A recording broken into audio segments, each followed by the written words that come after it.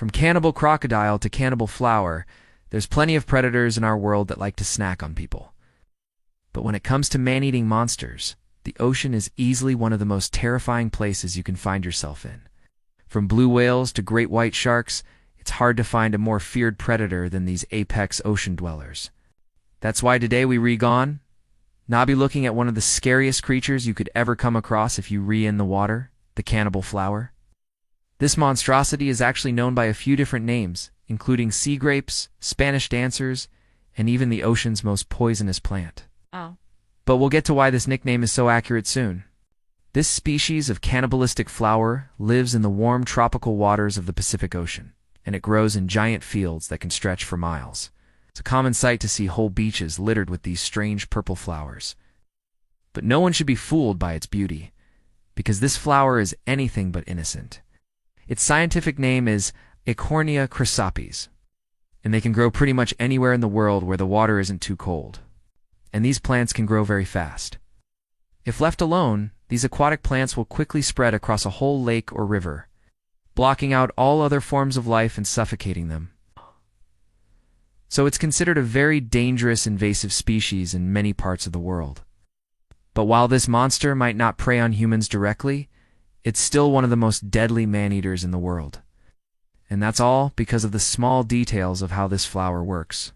Each purple flower is made up of many smaller flowers, each containing a single drop of sweet nectar. This nectar is what lures in insects and other small animals who drink the flower's delicious concoction without ever realizing they've just signed their own death sentence.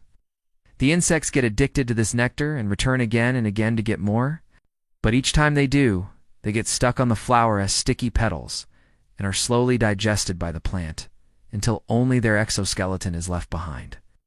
And since these flowers have no natural predators of their own, there's nothing to stop them from growing endlessly and devouring every living thing in the water. When it comes to this particular man-eater, it's best to avoid it at all costs.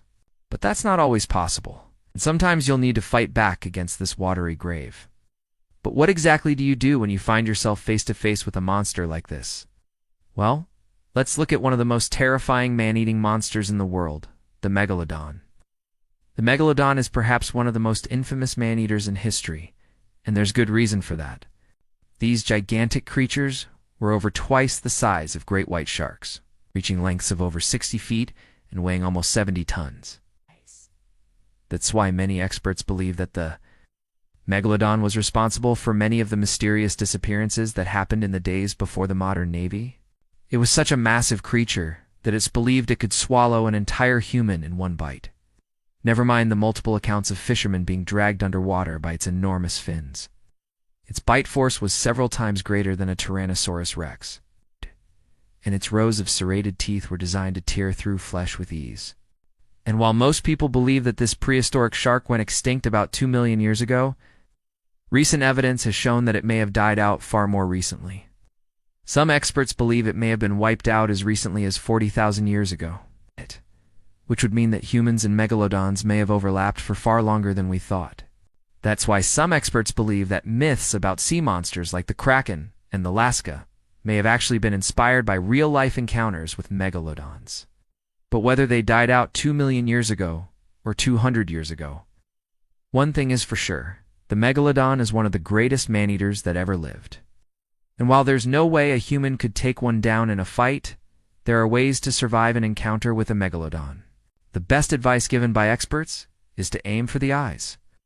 Since the megalodon was such a huge creature, it would likely take quite a few hits to bring it down. But its eyes were probably its weakest spot. If you could somehow get close enough, gouging out its eyes would make it disoriented and hopefully less aggressive. From there, you could try to stab it with something like a harpoon, though you'd need to make sure to aim for vital organs. But unless you have a giant net to trap it or a few thousand years of advanced technology to help you out, your best bet is simply to stay away from the megalodon and hope it swims off to hunt another day. But for this last man-eating monster, that's not always an option, because this next monster doesn't just eat people, it actively hunts us. And it's intelligent enough to stalk and ambush its prey. It's the G1, the deadliest creature on the planet.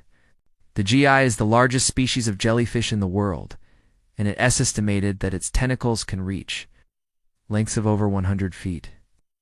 It lives in a single polyp colony connected to a central trunk and is capable of catching prey with its stinging cells. These cells inject a venom into its victim that paralyzes them and brings them down. While many jellyfish are small and relatively harmless, the GI is anything but. Its sting is so powerful that it can kill you within minutes, which is why it's no surprise that it's the most deadly creature on the planet. With over 3,000 deaths a year, this monster claims more lives than bears, snakes, and humans combined. In fact, it's thought that between 2008 and 2012 alone, the number of GI-related deaths increased by 400%. And since they live in areas of the ocean with the highest population of humans, it's likely that this trend will continue for the foreseeable future. They often wash up on shore in such large numbers that they form a deadly barrier that can go on for miles. But they also like to drift near the surface of the water and float along with the current. That means that anyone swimming or boating in these areas are in grave danger and could be killed in a matter of seconds. That's why anyone who finds themselves in the unlucky position of being stung by this creature need to immediately head for shore and lay down in the sun. That might sound counterintuitive, but being stung by a jellyfish is worse than being bitten by a shark or a crocodile. And if you're not careful, you could end up dead in the water. Jellyfish stings don't bleed like a shark bite or a crocodile bite, so it's easy to panic and start thrashing around. But doing that will only agitate the unfired cells and make the sting worse. Jellyfish stings are the only kind of wound that needs to be treated with vinegar, so make sure you find someone who can help you as soon as possible. Now check out terrifying things found deep in the ocean that will make you never want to swim again. Or click this other video instead.